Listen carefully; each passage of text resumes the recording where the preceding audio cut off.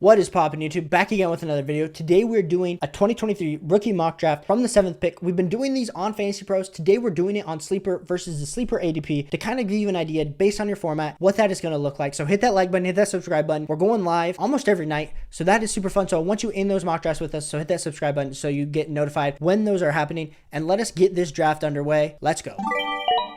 So we have CMC at the 101, Ja'Marr Chase, Travis Kelce, Justin Jefferson, Tyreek Hill, Austin Eckler off the board. And we're on the board here at the 1-7, and it's a pretty easy decision. Typically, I'm between Bijan Robinson and one of these wide receivers that falls. But since Cooper Kupp fell, we are smashing Cooper Kupp at the 1-7. Now, I know what a lot of you are saying. Caleb, Cooper Kupp at the 1-7 just feels a little bit rich with that potential injury. I do not care. I do not care. I am drafting Cooper Kupp at the 1-7, and we are back on the board here, and we're looking at wide receiver. We love some Garrett Wilson. We're glad that that value fell. Running backs are seemingly going super early here in this draft, and Patrick Mahomes is already off the board. It's kind of crazy that on Sleeper ADP, Patrick Mahomes is going at the back end of the first, early second round. We just did a mock draft with some viewers. Patrick Mahomes also went that super early, which is crazy to me. So we will double smash with Cooper Kupp and Garrett Wilson. Chris Olave at the 3-5 just feels like an absolute steal. Feel like that's typically not happening. And we are back on the board here. And the fact that Jahmyr Gibbs fell, I'm going to have to take Jahmyr Gibbs here. Let's double check, make sure. Yep, no tight ends are available. We are taking Jahmyr Gibbs. Yes, we're taking Jahmyr Gibbs over Brees. We're taking Jahmyr Gibbs over Travis Etienne. Now, I think there could be an argument of Brees Hall versus Jahmyr Gibbs, but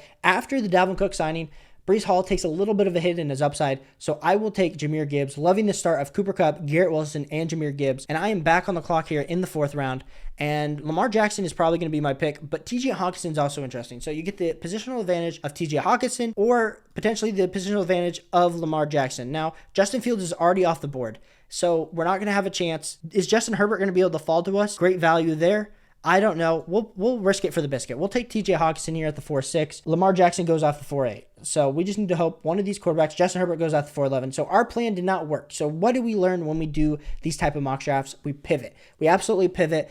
But we do like the fact that TJ Hockenson, top 3 tight end, so we don't have to worry and address our tight end later in the draft. We have positional advantage, we feel like, with a pretty solid running back, pretty solid tight end, with 2 stud wide receivers. And we're back on the board here. And we're looking... I mean, you got Trevor Lawrence is kind of the next guy in that tier, but I'm not taking him this early. I like to get him in the 6th round. Wide receivers, there's some decent wide receivers there. Tight end, like I said, we already have a tight end, so we don't need to evaluate that. We're going to take J.K. Dobbins, and I know what you're saying. Caleb, I don't know if I'm as high on J.K. Dobbins. I'm not either, but J.K. Dobbins does feel like a safe RB2, and if the Baltimore Ravens offense, as good as we assume, gets the touchdown upside, we could be talking about J.K. Dobbins as a back-end RB1. Being able to supplant that with Jahmyr Gibbs in the high upside makes me feel really great. We're back on the clock here, and we need to address the wide receiver position because the wide receivers have absolutely flown off the board. So it's between Michael Pittman and Hollywood Brown for me, and we're taking Michael Pittman. It's close. It's close. I mean, I just think Michael Pittman, as much as we saw Anthony Richardson throw that interception, he's going to be a solid quarterback option. So I like Michael Pittman as my wide receiver 3 there. And we're back on the board. And I was hoping JSN was going to fall to us. I really did hope JSN was going to fall to us. But we have some options. We have Diontae Johnson. We have Jordan Addison. And if we're looking at quarterbacks, all our quarterbacks are off the board that we're kind of interested in. We do like Deshaun Watson, but I think he's going to fall to the next round. So it's between Diontae and Jordan Addison. And I am a Diontae guy. I believe Diontae is going to be able to get 145 to 150 targets this season, if not even on the low one, if it's only 135. We're still talking about Diontae Johnson, who had absolutely terrible luck last season with touchdown upside, with the terrible accuracy in the passes from Kenny Pickett. So I love Diontae Johnson at the 7-7, and I think that is great value. And our boy Deshaun Pervy Watson falls to us at the 8-6. Deshaun Watson showed his scrambling ability in the first preseason game. We saw the little bit of trickery with Elijah Mitchell in the backfield. I think this Cleveland Browns offense, another year under Kevin Stefanski, year 2, but really year 1 for Deshaun Watson in this offense makes me really excited about his upside. And if he runs, and if he's able to run as much as he did in that preseason game, I'm excited for him. And I think this is where we go back to the drawing board and we get Elijah Moore. We draft Elijah Moore to pair with Deshaun Watson, and we're hoping that Zach Charbonnet falls. So let us see if this CPU drafts Zach Charbonnet or, Zach Charbonnet off the board. The CPU literally heard me say it. Zach Charbonnet was the value we were hoping was going to fall to this next round for us.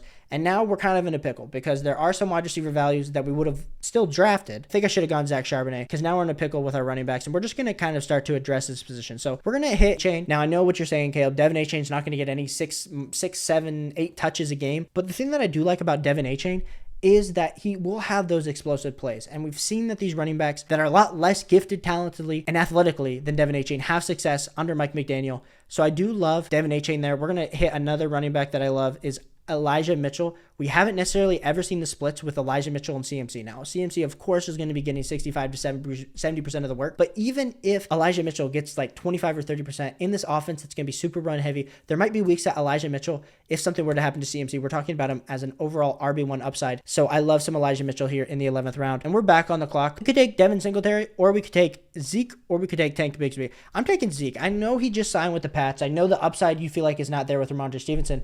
But I think we've seen Zeke put up super solid touchdown production. So even if Zeke can somehow score 8 touchdowns this season, we're talking about Zeke as just a middling RB2, even a high-end RB3, and being able to get him as my RB4 also feels great. And so we're going to address this position one more time where we're going to draft one of these running backs, either Deshaun Johnson or Jaylen Warren. I'm taking Deshaun Johnson. I think Deshaun Johnson's going to be able to see the field. He's a great blocker for the Chicago Bears, and that is what makes me super interested. So if we're actually going to look, let's take a look at my team results. Let me move my big head out of the way. We got Deshaun Watson, Jahmyr Gibbs, J.K. Dobbins, Cooper Kupp, Garrett Wilson, T.J. Hockenson, Michael Pittman, Diontae Johnson, Elijah Moore, Devon Achane, Elijah Mitchell, Zeke Elliott, and Deshaun Johnson. I think after evaluating this team, I'm giving myself a B+. So let me know down in the comments, what do you think of this team? Do you think the wide receivers are a little weak? Do you think the running backs are a little weak? I think I really hammered home the wide receiver position. I think running back, depending on how you view Jahmyr Gibbs, depending on how you view J.K. Dobbins, you could be a little bit concerned about that. But we have the positional advantage at tight end. I think I got a great tier of quarterback. I think Deshaun Watson's going to prove a lot of people are on. So I love this team a lot on sleepers. So if you want to be joining these sleeper mock drafts with me, hit that like button, hit that subscribe button. We're going live pretty much 3 to 4 times a week. So I want to make sure that I can mock draft with all my followers. So hit that like button, hit that subscribe button. Appreciate all the support we've been getting lately. And we're just going to continue to grind, put out this content for you guys. Peace.